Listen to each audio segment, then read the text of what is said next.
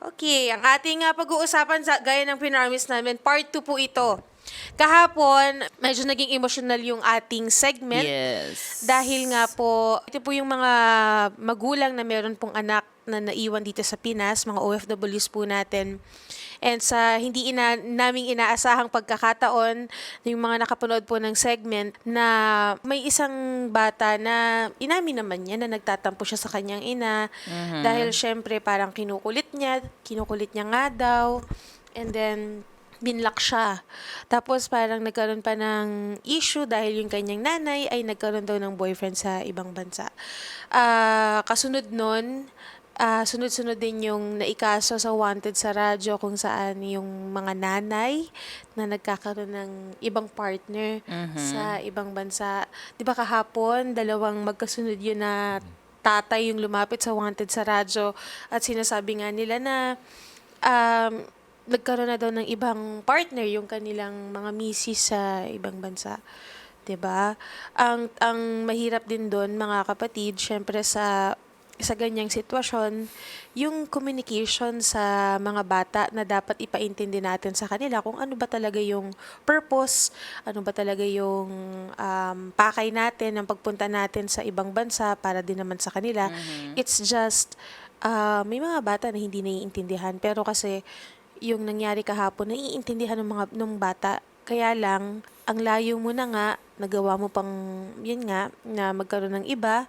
Tapos, kapag nangihingi na ng pera yung mga bata, walang maibigay. Ganun yung nangyari sa Wanted sa radyo kahapon. Yes. And hindi nalalayo yan sa realidad talaga. Nangyayari talaga yan. Talagang pinapalad ka talaga kapag ang mami mo is nakafocus lang talaga sa pakay niya doon, which is ang pinakapakay talaga is yung mabigyan ng buhay, magandang buhay yung kanilang mga anak. Andito pala sa studio natin, kasi makakas-join natin. Na nakalipten. Oo. Hi, Cedric. Hello po. Ayun. Yan. Hello, magandang buhay mga kabarda. Ako nga po pala si Cedric Palse from Axe Colleges po. Ayun. Nakatak-in pa yan. Yes. Takin po. Sis. Ha? Nakatakin po talaga siya pag ano. Pag nasa school. Apo. Kaya pala every time na pupunta ka dito, yung mga damit mo tuck-in. Sanay na talagang... Sanay po ako nakatakin kasi po parang formal tignan. Siyempre, be Oh. professional. Oh. Di mo kaya, Ricardo? Eme. Pinag-isipan ko yun. True. Pinag-isipan ko talaga Kahapon yun. kinakabahan pa yan. Oo. Ngayon medyo Walang ano kaba. na siya. Ngayon wala nang Wala kaba. na. Di ba?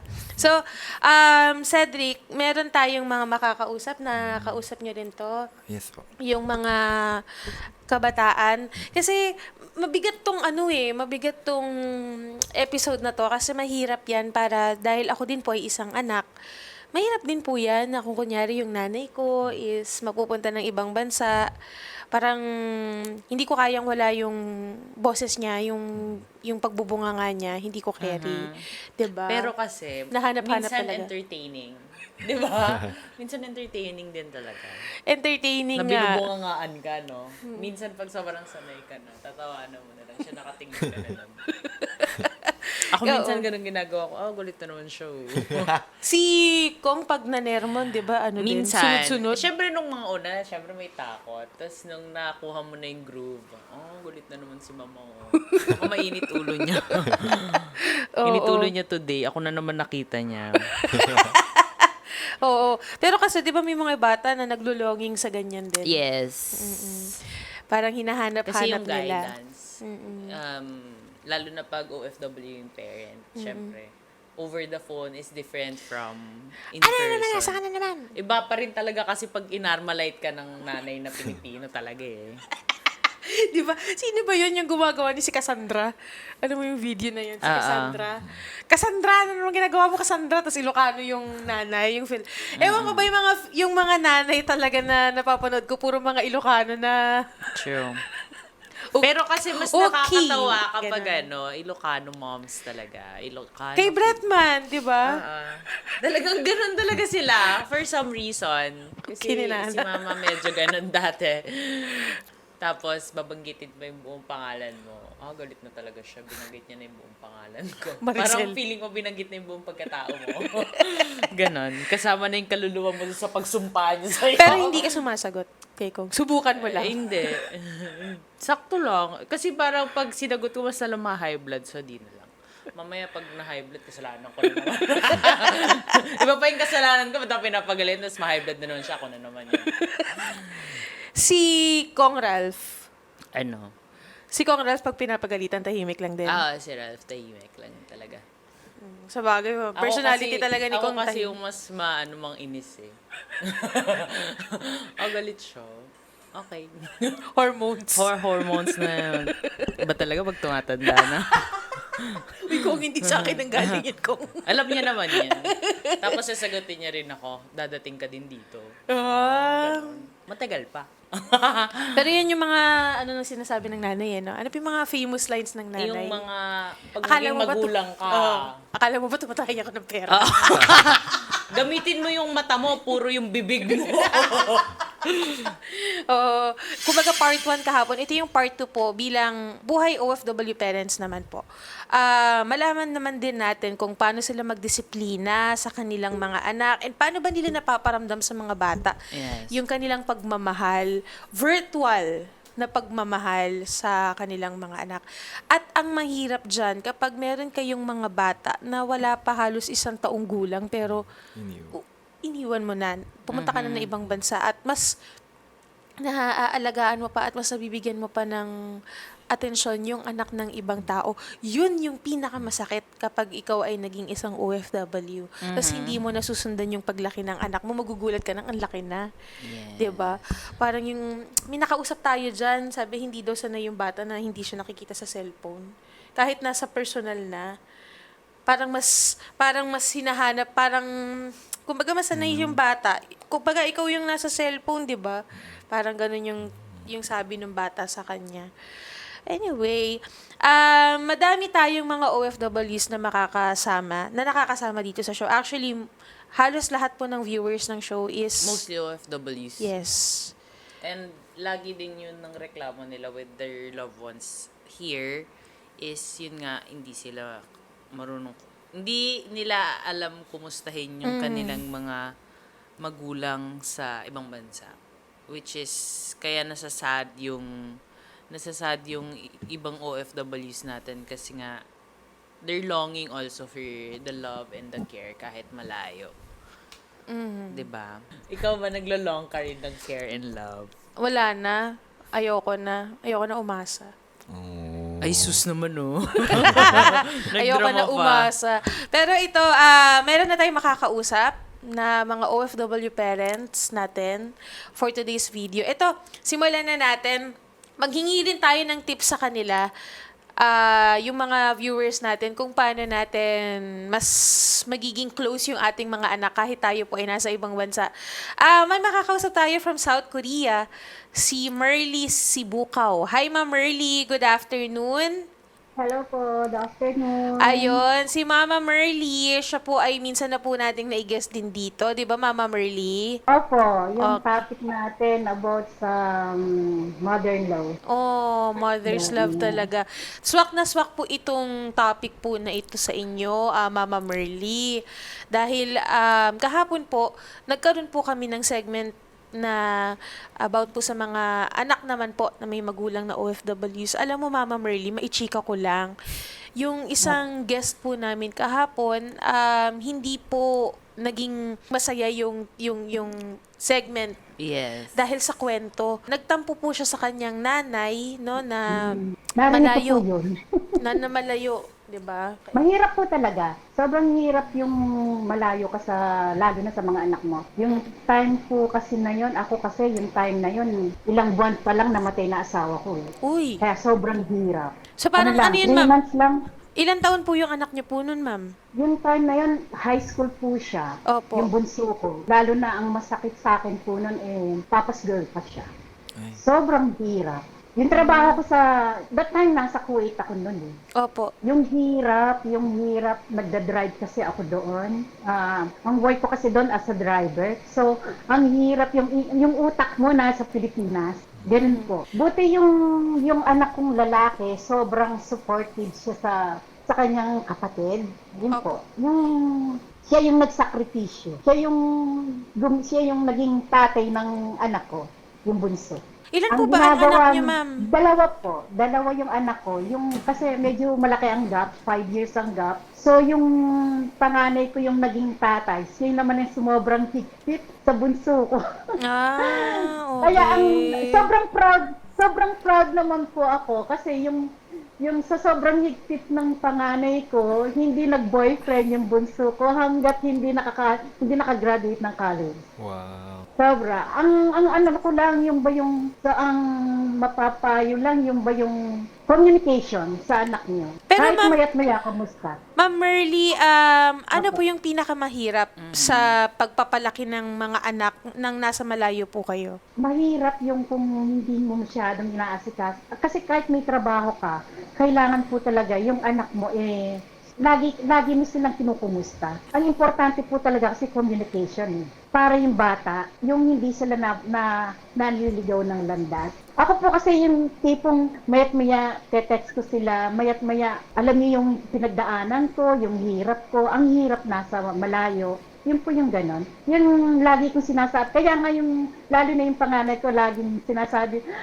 memoryado na nila yung sinasabi ko sa kanila.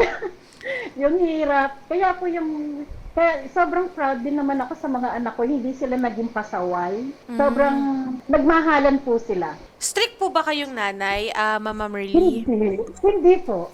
Hindi ako stricto. Mas strict, sa totoo lang po mas stricto pa yung kuya kesa sa akin. Oh. Ay, totoo.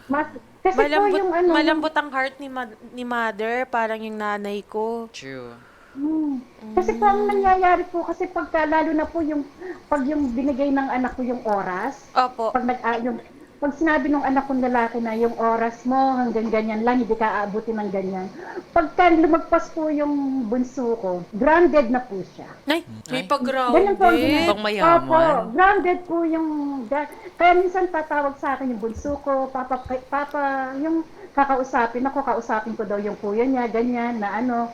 Kahit, ang katwiran po ng anak ko kasi, yung panganay ko, sige ma, gusto mo umuwi ka dito? Sabi niya, ikaw magbantay kaya. Ganon. Kasi pag once na ang ano po niya, ang katwiran po niya, paano ma, pag may nangyari kay Patricia, sino sisisihin mo, hindi ba ako? Yun po yung katwiran niya. Alam mo, mother, swerte ka ha.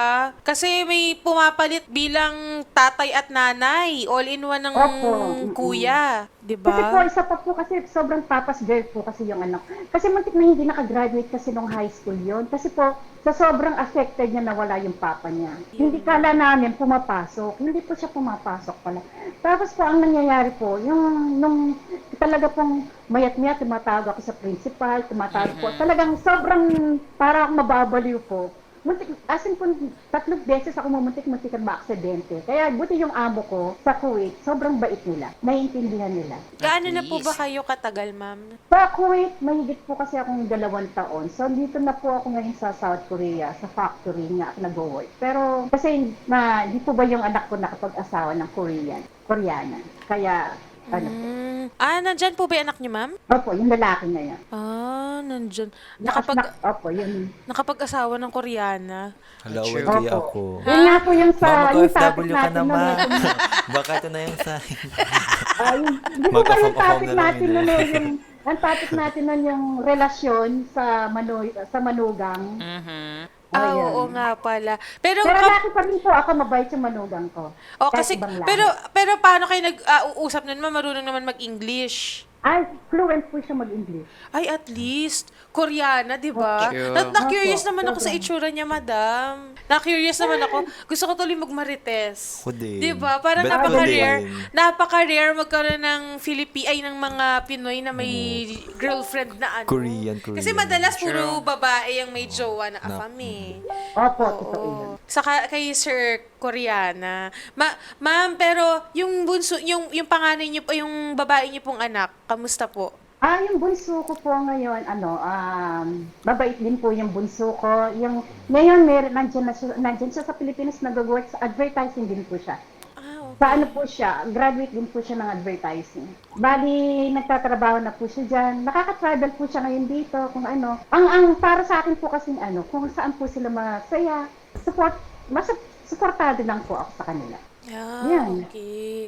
Ma'am, paano po ba kapag nagkakaroon ng emergency dito sa Pinas? Noong mga time po ba na yun, ano yung mga experience niyo sa ganun? Tas Ay, hindi kayo nangyari po makauwi. sa akin yan, nangyari po sa akin yan nung time na, di po ba hindi nawawala sa nanay, lalo na yung pag na-in love yung anak mo, di ba? Yung kasing panganay ko na broken hearted kasi sobrang, hindi rin po ako nakauwi, sobrang, hindi mo alam kung ano gagawin mo. Ang hirap po talaga, sobrang hirap. Kaya ang dinadaan ko na lang sa dasal, yung ganun po, tapos yung kausapin ng maayos, yung malumanay kung paano ang gagawin po. Sobrang mahirap po talaga. Ma'am, Kasi po sila rin, nung Yes magmula po. nang namatay yung papa nila, sila lang po ang dalawa. Wala silang nakasama sa mga in-laws ko, sa side ng mga asawa ko. Wala po. Sila lang dalawa talaga. ma'am, mahirap kasi niyan, may mga OFWs din po na kahit anong higpit na nila, medyo may pagkapasaway talaga yung mga anak nila. Madaming ganong OFWs, madam eh. Opo, talaga. Ano kay totoo. bakit Marami kaya, rin po madam? dito, ma'am, na minsan dinadaing nila yung... Hindi, ang mahirap po kasi, ma'am, sa OFW, di po ba dahil malayo tayo, di ba? Tapos pag yung anak mo, konting hiling lang yung binibigay agad. Pangit din po kasi yung kung kahit na kung porket kaya natin ibigay. Dapat po, higpitan din natin pagdating sa mga material na bagay. Daanin po sa pakiusap sa mga anak mo, ganun. Kaya mahirap din po yung luho din, yung ganun. Hindi mo alam yung mga anak mo nababarkada. Hindi po ba yung ganun? Kaya ako talagang nagpapasalamat, hindi naging ganun yung mga anak ko. Ma'am, may tanong naman ako. May May tanong ako. Dapat may sagot ka. Dapat bongga yung sagot Dapat Pang pang Miss Universe. pang Miss Universe Oo. Dapat may pa golden buzzer. So may tanong naman ako, mother, kung paano naman yung pagpapadala mo, like pagbaon nila, pang food sa allowance nila, food, gano'n. Pang-budget, Yes, madam. budget. Ang budget po sa kanila, yung ang ginagawa ko po dati kasi, ang budget, iba yung bayad sa bahay para sa kanila. Yung bayad po sa bahay, yung mga renta, yung mga yung sa anak kong lalaki naghahawak. Tapos pero yung allowance nila, basta't yung may allowance yung bunso ko, may allowance yung panganay ko. Pero ang sinasabi ko po sa kanila, yung allowance nila na yon, once na naubos yun, hindi ko na sila mabibigyan. Kaya yung allowance na yun, kung hanggang kailan yung allowance na yun, yun lang po. Basta i-budget po nila yun. So parang may ma'am, for ito, papadala ko for 1 month, gano'n. For 1 month para So, sa kailangan din nila Oo. ng budgetin. Okay. Maganda Kahit, yun, bali pareho sila. Yung para sa bunso, para sa panganay. Ganun po ang ginagawa ko. Para marunong sila mag-budget.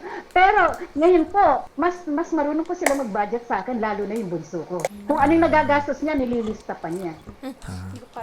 May Ay, hindi ko kaya yun. Makadedepress ako. Ma'am, naman, Opo. spoiled naman ba sila sa pagpapadala? Spoiled ba sila ganon? Spoiled sa pagpapadala through yung budget Yung nga nila, mga allowance. material, Oo. yung mga For example, budget. gusto ko na lip Pagka- tint, hingi pa ba ako sa'yo? Share tayo. Di ba kasi may mga ganong Oo. mabili mo ko lip Pag-importante tint. Luho, po talaga maluho. yan. Oo. Diba Oo. yun? Pag importante po, syempre, bibigay mo yun, di ba? Pag importante. Pero pag hindi importante, hindi po. Close mo na lang ang mouth. Although nung maliit sila, spoiled sila. Pero nung lumaki na, hindi na po. Kasi mahirap nasa abroad. Ma'am, ano na lang yung gusto mong maibigay na tips? Kasi alam mo, madam, maraming nakaka-relate dito sa usaping ito. At problema sa mga anak nilang may pagkapasaway. At hindi nila maturuan or madisiplina ng maayos dahil syempre yung bata iniisip, wala ka naman dito parang nagre-rebelde. So ano ba yung magandang disiplina para sa mga bata kapag ikaw po ay namalayo sa kanila? Ang para sa akin po, yung connection Kahit na, kasi ako po yun lang ang ginawa ko sa mga anak ko, yung connection, yung kinukumusta, hindi po nawawala sa akin yung I love you para sa kanila.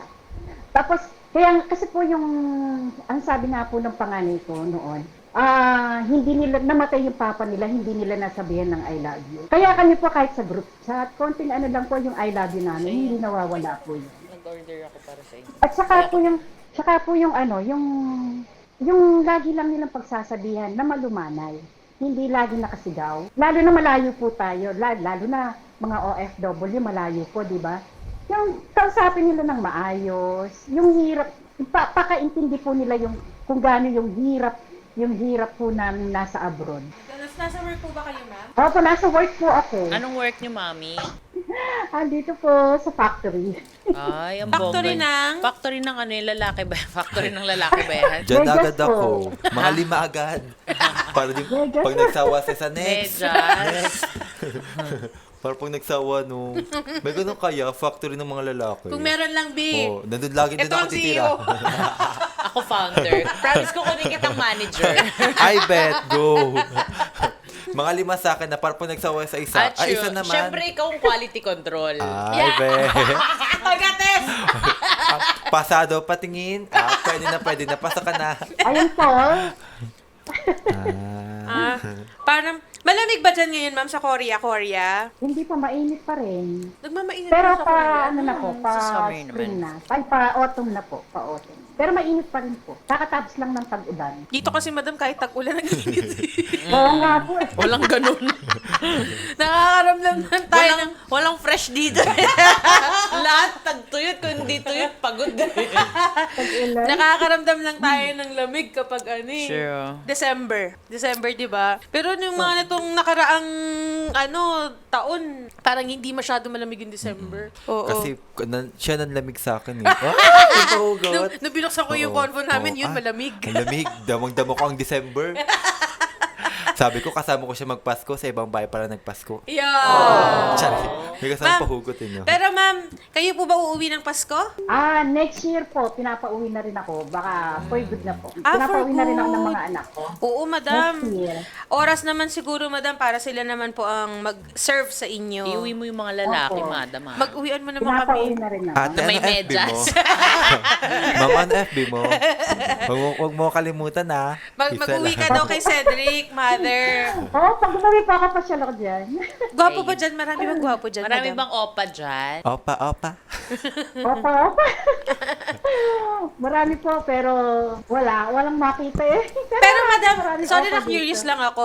Anong difference ng, totoo ba yung mga, yung mga napapanood natin sa K-drama? Anong difference ba, ma'am, ng Pinoy sa mga Koreano? Para sa akin po, iba kasi ang Pilipino. Paano, Iba pa madam? rin po. Ang Pilipino kasi, matsagayan eh, di po ba? Madiskarte. Ganyan, madiskarte. Opo. Kasi, para sa akin po, Pilipino pa rin. Pinoy pa rin ang overall champion para kay Mother Pinoy Mary. pa rin hanggang sa huli. Oh! Salamat, Yes ma'am. po. Thank you. Ingat Thank you po ulit. Bye-bye. Thank you po. Keep safe po. Bye-bye. Ingat po. Opo, bye-bye. Ayun.